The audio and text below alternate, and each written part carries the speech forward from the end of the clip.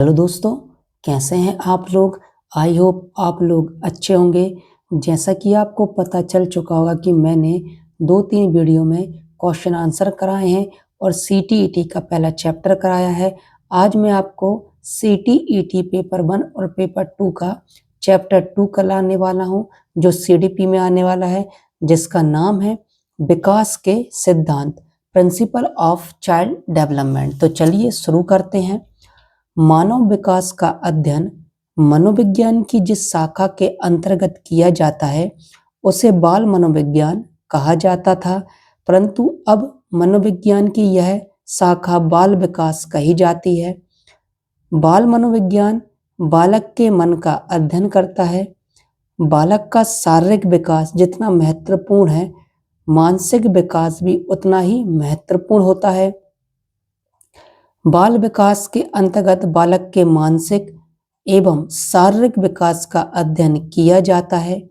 बाल मनोविज्ञान जन्म से लेकर किशोर अवस्था तक विभिन्न विकासों का अध्ययन करता है। अब हम अलग अलग मनोवैज्ञानिक की परिभाषा देखेंगे। क्रो एंड क्रो ने इस संबंध में लिखा है, बाल मनोविज्ञान वह विज्ञान है जो बालकों के विकास का अध्ययन गर्भकाल से किशोर अवस्था तक करता है। माफी चाहता हूं मैं, जो बालकों के विकास का अध्ययन गर्भकाल से किशोर अवस्था तक करता है। अब बर्क महोदय क्या कह रहे हैं, बाल विकास मनोविज्ञान की एक शाखा है जिसमें व्यक्ति की जन्म पूर्व अवस्था से परिपक्व अवस्था तक होने वाले सभी परिवर्तनों को स्पष्ट किया जाता है। अब जेम्स ड्रेवर क्या बोल रहे हैं, बाल मनोविज्ञान मनोविज्ञान की वह शाखा है जिसमें जन्म से परिपक्व अवस्था तक विकसित हो रहे मानव का अध्ययन किया जाता है। आइजेनिक क्या बोल रहे हैं, बाल मनोविज्ञान का संबंध बालक के मनोवैज्ञानिक प्रक्रियाओं के विकास से है। इसमें गर्भकालीन अवस्था, जन्म, शैशव अवस्था, बाल अवस्था, किशोर अवस्था और परिपक्व अवस्था तक के बालक के मनोवैज्ञानिक विकास प्रक्रियाओं का अध्ययन किया जाता है। अब हरलॉक महोदय क्या बोल रहे हैं, हरलॉक महोदय के अनुसार आज बाल विकास में मुख्यतः बालक के रूप, व्यवहार, रुचियों और लक्ष्यों में होने वाले उन विशिष्ट परिवर्तनों की खोज पर बल दिया जाता है जो उसके एक विकासात्मक अवस्था से दूसरी विकासात्मक अवस्था में पदार्पण करते समय होते हैं। बाल विकास में साथ ही साथ वह खोज करने का भी प्रयास किया जाता है कि यह परिवर्तन कब होते हैं, इसके क्या कारण हैं और यह व्यक्तिक है या सार्वभौमिक, यानी सभी व्यक्तियों पर लागू होंगे या कुछ व्यक्ति पर ही इसका असर होता है। मुसेन और उनके साथी क्या बोलते हैं, आज भी बाल विकास के अनेक अध्ययनों का संबंध आयु प्रवृत्ति, एज ट्रेंड से है। यह आयु प्रवृत्ति संबंधी अध्ययन विशेष रूप से चिंतन, समस्या समाधान, सृजनात्मकता, नैतिक तर्क तथा व्यवहार, अभिवृत्तियों और मत आदि क्षेत्रों में किए जाते हैं। बाल विकास में सर्वाधिक शोध विकास परिवर्तनों में अंतर्निहित प्रक्रियाओं या मैकेनिज्म पर हो रहे हैं, अर्थात यह जानने का प्रयास किया जा रहा है कि विकास परिवर्तन किस प्रकार और किन कारणों से हो रहे हैं। मानव के जीवन का प्रारंभ जन्म से नहीं होता है, बल्कि जीवन का प्रारंभ गर्भधारण के समय से होता है। मानव जन्म तो मानव विकास के क्रम में घटित होने वाला एक परिवर्तन है। यह वह परिवर्तन है जिसमें मानव प्राणी आंतरिक वातावरण को त्याग कर बाह्य वातावरण में पदार्पण करता है। शिक्षा मनोविज्ञान की उत्पत्ति का वर्ष 1920 माना जाता है। सैफर महोदय क्या कह रहे हैं, विकासात्मक मनोविज्ञान मनोविज्ञान की एक शाखा है जिसमें यह जानने का प्रयत्न किया जाता है कि किस प्रकार से समय के साथ व्यक्तियों में परिवर्तन होता है और किन कारणों से यह परिवर्तन उत्पन्न होते हैं। विकासात्मक मनोविज्ञान मनोविज्ञान का वह विशिष्ट अध्ययन क्षेत्र है जिसमें विकासशील प्राणी की सभी शारीरिक, मानसिक, मनोवैज्ञानिक, सामाजिक तथा नैतिक क्षमताओं और विशेषताओं के विकास और विकास परिवर्तनों का वैज्ञानिक अध्ययन किया जाता है। विकासात्मक मनोविज्ञान में रचनात्मक, क्रमिक विकासात्मक परिवर्तनों तथा हास सूचक क्रमिक विकास परिवर्तनों से संबंधित समस्याओं का अध्ययन किया जाता है। विकासात्मक मनोविज्ञान बाल मनोविज्ञान का ही विस्तार है। अब हम आगे पढ़ते हैं कि और क्या क्या चीज इसमें बोली गई हैं। अब हम देखते हैं कि आगे उन्होंने और क्या बताया है। देखिए, अब बाल विकास की प्रकृति यानी नेचर ऑफ चाइल्ड डेवलपमेंट क्या है। बाल विकास विषय की प्रकृति कोई दृष्टिकोणों के आधार पर समझा जा सकता है। कुछ प्रमुख दृष्टिकोण निम्न प्रकार के हैं। जो पहला है, मनोविज्ञान की एक विशिष्ट शाखा के रूप में बाल विकास। मनोविज्ञान में विभिन्न प्रकार के प्राणियों के व्यवहार का वैज्ञानिक अध्ययन किया जाता है। व्यवहार के कई प्रकार, कई पक्ष तथा कई आयाम होते हैं। मनोविज्ञान की भिन्न भिन्न शाखाओं में भिन्न भिन्न प्रकारों के व्यवहारों का अध्ययन किया जाता है। बाल विकास मनोविज्ञान की एक महत्वपूर्ण, उपयोगी तथा समाज और राष्ट्र के लिए कल्याणकारी शाखा है। गर्भकालीन अवस्था से लेकर युवा अवस्था तक के विकासशील मानव के व्यवहार का अध्ययन किया जाता है। इस अवस्था में मानव व्यवहार के विकास तथा भिन्न भिन्न आयु स्तरों पर भी विशिष्ट व्यवहारों का अध्ययन किया जाता है।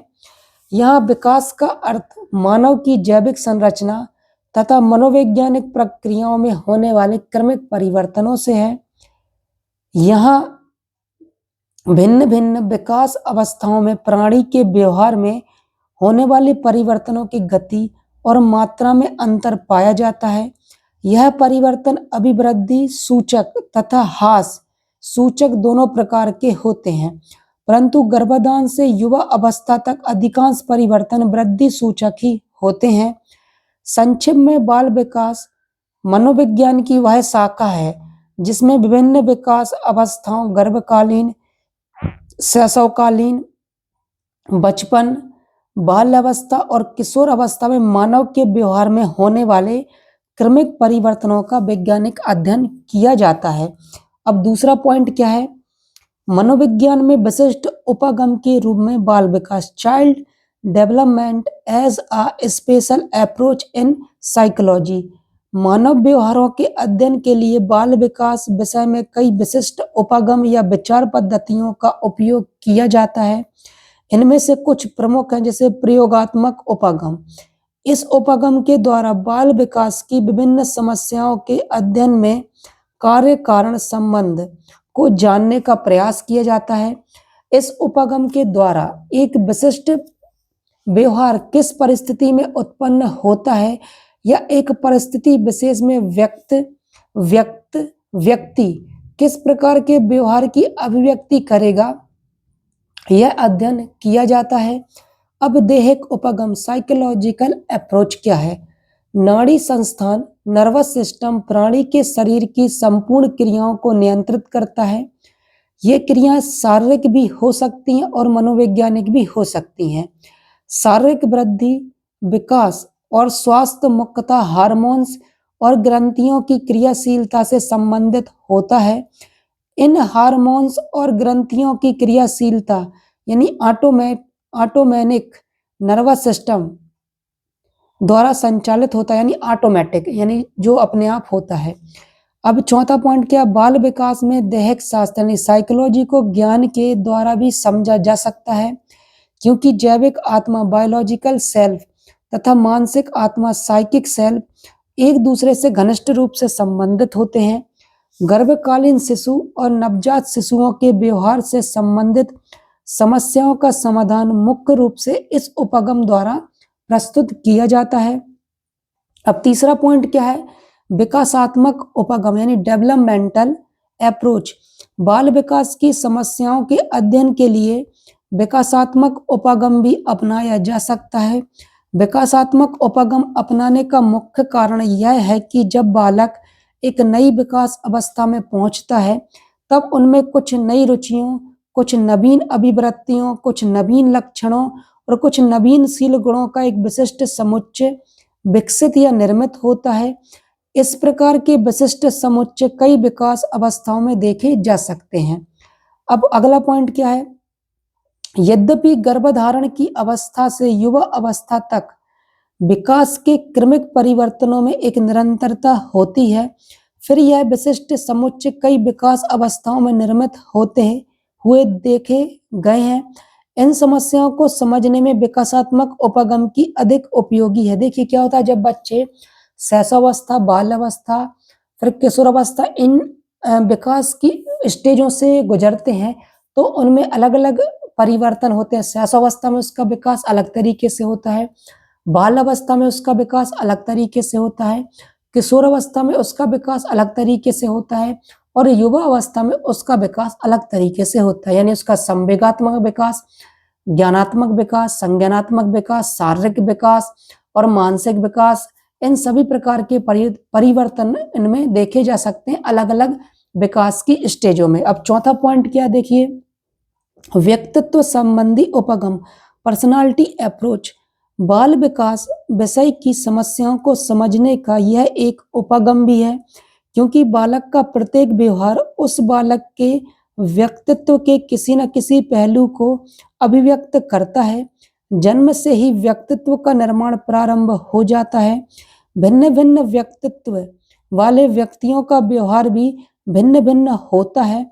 अनेक अध्ययनों में देखा गया है कि व्यक्तित्व के शील गुण की स्थिरता व्यक्तियों के समायोजन, अभिवृत्तियों और आदतों आदि के निर्माण से संबंधित होती हैं। व्यक्तित्व के शील गुणों के आधार पर व्यक्ति के समायोजन, अभिवृत्तियों और आदतों आदि के संबंध में भविष्यवाणी की जा सकती है। अतः बाल विकास अध्ययनों में व्यक्तित्व उपगम भी उपयोगी है। यानी व्यक्तियों के विकास कैसे होते हैं, व्यक्तित्व के अंतर्गत उसके व्यवहार आएंगे कि उसके व्यवहार में क्या परिवर्तन होंगे, किस स्टेज पर उसके व्यवहार में क्या परिवर्तन होंगे, यह सभी चीजें आप विकास के अंतर्गत देखी जाती हैं। अब देखिए पांचवा पॉइंट क्या है, एक विशिष्ट अध्ययन प्रणाली के रूप में बाल विकास, child development as a special study approach. बाल विकास विषय बाल मनोविज्ञान का ही एक विकसित रूप है, जिसकी अपनी विशिष्ट अध्ययन प्रणाली है। बाल विकास की विकासात्मक प्रकृति, बाली समस्याओं का अध्ययन दो प्रणालियों द्वारा किया जाता है। पहली समकालीन अध्ययन प्रणाली है और दूसरी दीर्घकालीन अध्ययन प्रणाली है। अब देखिए बाल विकास का विशेष क्षेत्र और समस्याएं, बाल विकास के क्षेत्र विशेष क्या है और इनमें क्या क्या समस्याएं आती हैं। Scope and problem of child development, Carmichael क्या बोलते हैं, ने बाल विकास की समस्याओं का उल्लेख करते हुए कहा है कि बाल मनोवैज्ञानिक मुख्यतः इन 7 समस्याओं का अध्ययन करते हैं। पहली समस्या क्या है, विकासशील मानव की मौलिक प्रक्रियाएं और गतिशीलता। दूसरा, बालक का वातावरण पर प्रभाव। तीसरा, वातावरण का बालक पर प्रभाव।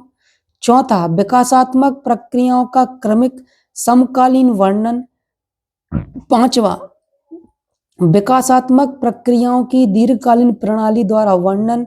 छठवां, व्यक्ति का किसी भी आयु स्तर पर मापन। सातवां, व्यक्ति की संपूर्ण पृष्ठभूमि में उसका जेनेटिक लेखा जोखा प्राप्त करना।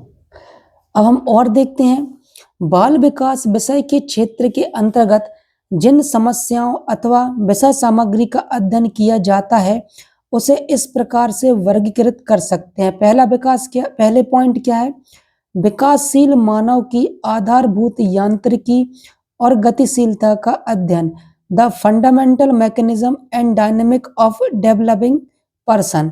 इस समस्या के अंतर्गत विभिन्न विकास अवस्थाओं, स्टेज ऑफ डेवलपमेंट और विभिन्न विकास प्रकारों एवं इनकी गतिशीलता और मैकेनिक्स का अध्ययन किया जाता है। दूसरा पॉइंट क्या है, विकास की मुख्य अवस्थाएं होती हैं जन्म से पूर्व की अवस्था, और इस विकास अवस्था में मुख्य 3 भाग हैं, गर्भधारण से 2 सप्ताह तक की अवस्था, 3 सप्ताह से 24 सप्ताह तक की अवस्था और 24 सप्ताह से जन्म तक की अवस्था। दूसरी, जन्म के पश्चात की अवस्था। इस विकास अवस्था की 5 अवस्थाएं हैं: शैशवावस्था, बचपन, बाल्यावस्था, पूर्व किशोरावस्था से किशोरावस्था तक की अवस्था। अब जन्म से पूर्व की विकास अवस्था में मुख्यतः 3 प्रकार की विकास प्रक्रियाओं का अध्ययन किया जाता है: शारीरिक विकास, गत्यात्मक यानी मोटर विकास तथा संवैधानिक यानी सेंसरी विकास। और क्या है, जन्म से बाल्य अवस्था तक मुख्यतः शारीरिक, मानसिक, संवैधानिक यानी सेंसरी, संवेगात्मक यानी इमोशनल, सामाजिक यानी सोशल और नैतिक यानी मोरल, गत्यात्मक यानी मोटर और भाषा संबंधी विकास का अध्ययन किया जाता है। विकास में होने वाले क्रमिक परिवर्तनों में अंतर्निहित मैकेनिज्म का अध्ययन किया जाता है। दूसरा पॉइंट क्या है, वातावरण और बालक, एनवायरनमेंट एंड चाइल्ड। बाल विकास में इस समस्या के अंतर्गत 2 प्रकार की समस्याओं का अध्ययन किया जाता है। प्रथम, यह कि बालक का वातावरण पर क्या प्रभाव पड़ता है। द्वितीय, यह कि वातावरण का बालक के व्यवहार, व्यक्तित्व तथा शारीरिक विकास आदि को किस प्रकार प्रभावित करता है। फिर वातावरण में बालक एक उच्च संगठित ऊर्जा तंत्र है।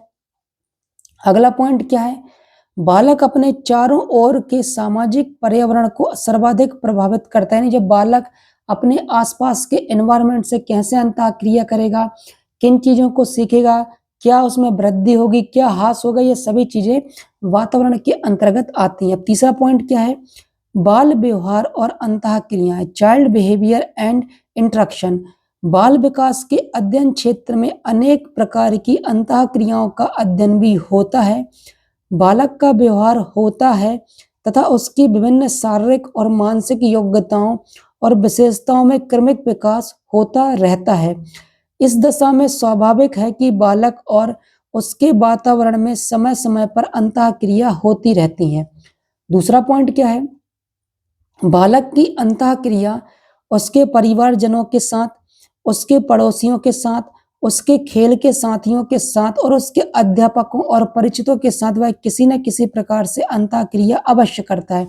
यानी बालक अपने माता पिता, अपने भाई बहन, अपने दोस्तों और समाज के जो आस पड़ोसी रहते हैं, जो उसके दोस्त रहते हैं, उनके साथ क्या करता है, वह अंतःक्रिया करता है, उनके व्यवहार को सीखता है, अधिगम करता है, अनुकरण करता है कि कौन क्या कैसे बोलता है, कौन की क्या एक्टिविटी है, इस प्रकार का वह क्या करता है, अनुकरण करता है।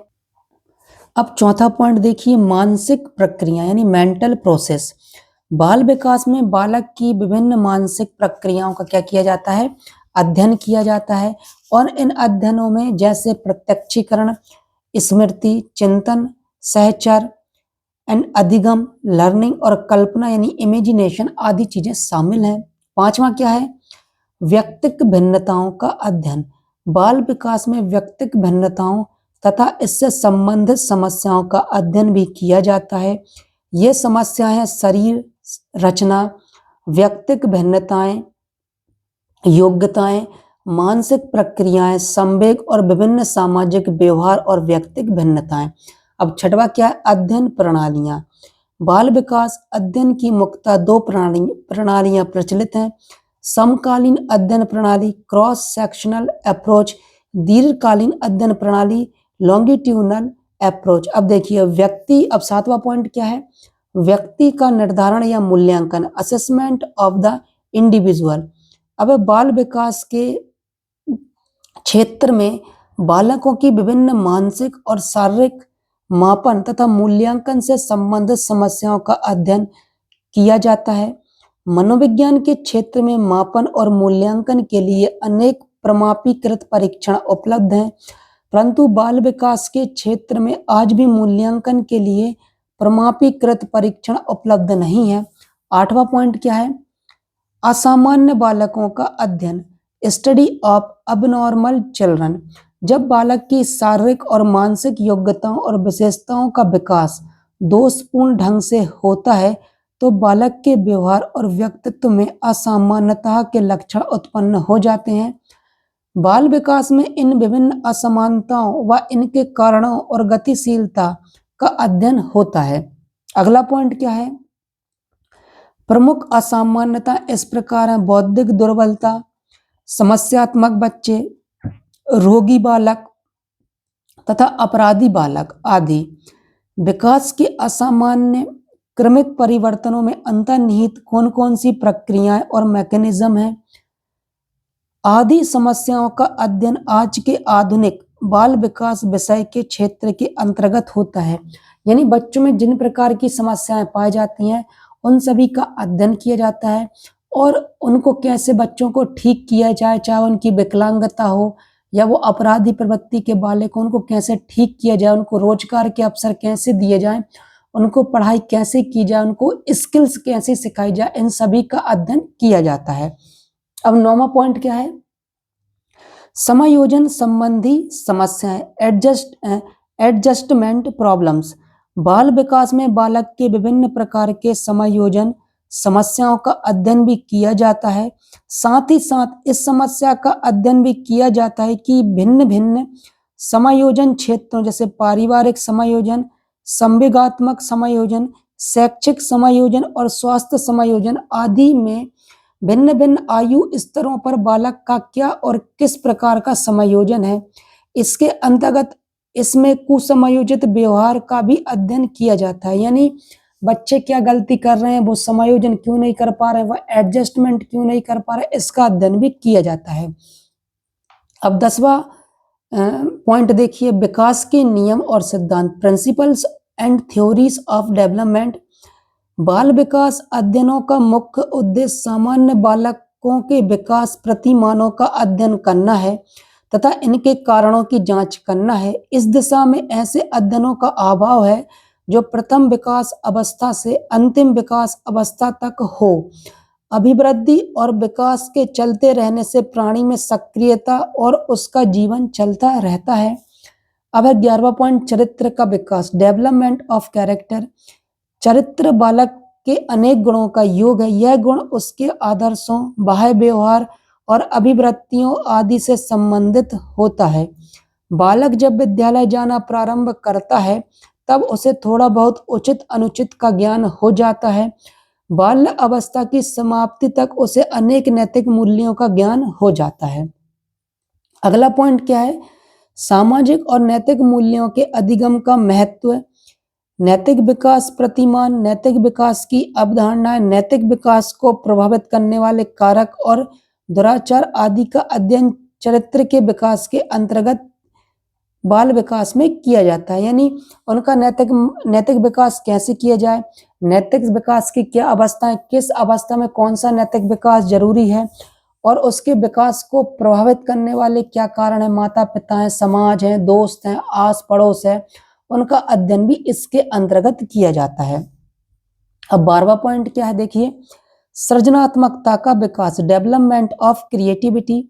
सृजनात्मकता की लोकप्रिय परिभाषाओं में इस बात पर बल दिया जाता है कि सृजनात्मकता में कुछ नवीन और भिन्न चीज का निर्माण होता है, अतः व्यक्ति के उत्पादन या उसकी रचना से सृजनात्मकता का मापन किया जा सकता है, परंतु सदैव यह आवश्यक नहीं होता कि सृजनात्मकता से उत्पादन ही होता है।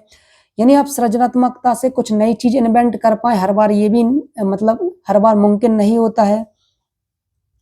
सृजनात्मकता का बुद्धि से संबंध, सृजनात्मकता और व्यक्तित्व, बालकों के लिए सृजनात्मकता का महत्व, सृजनात्मकता का विकास, सृजनात्मकता को प्रभावित करने वाले कारक आदि समस्याओं का अध्ययन बाल विकास, बाल मनोविज्ञान के अंतर्गत किया जाता है। यानी बच्चों के अंदर सृजनात्मकता का विकास कैसे किया जाए, सृजनात्मकता को बेहतर कैसे किया जाए, वह नई चीजें कैसे इन्वेंट करें और सृजनात्मकता को उत्पन्न करने में क्या समस्याएं आ रही हैं, क्या बाधाएं आ रही हैं, इनका अध्ययन भी बाल मनोविज्ञान के अंतर्गत किया जाता है।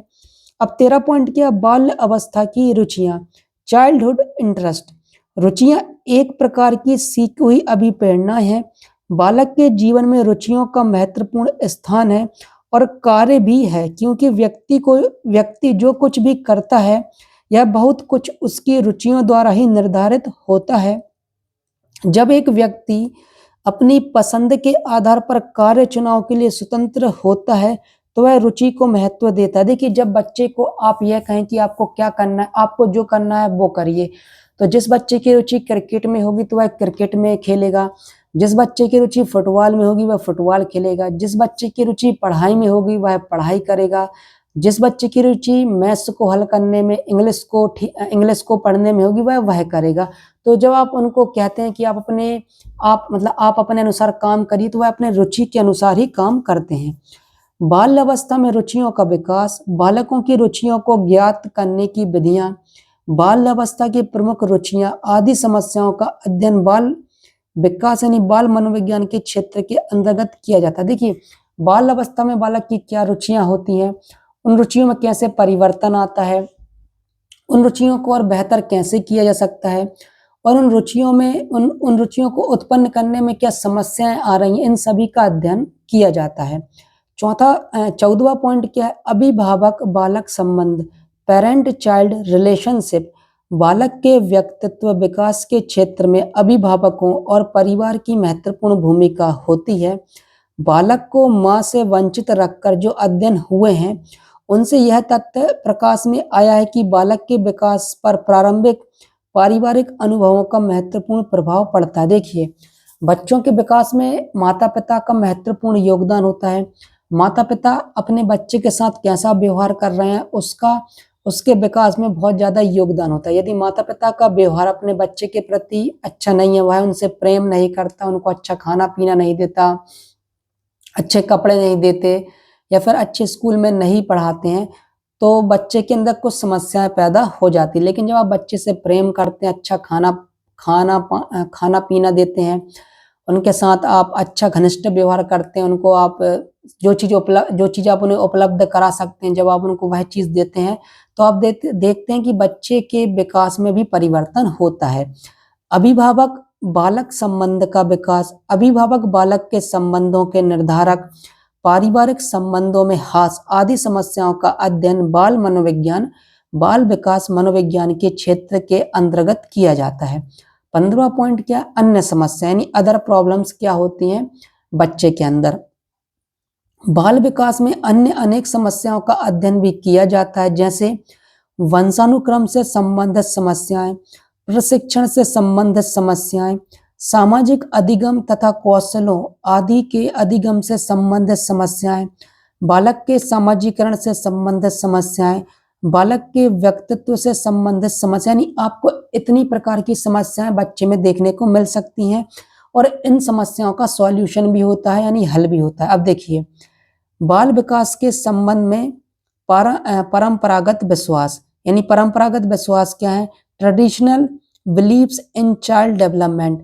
तो इनमें अब हम ये जो चैप्टर है थोड़ा सा जो बचा हुआ है, ये हम अगले वीडियो में कन्वर्ट करेंगे। अगले वीडियो में मैं आपको पढ़ाऊंगा कि बाल विकास के संबंध में परंपरागत विश्वास क्या होते हैं। तो दोस्तों, मैंने कैसा पढ़ाया कमेंट बॉक्स में जरूर बताएं दोस्तों। नमस्ते दोस्तों।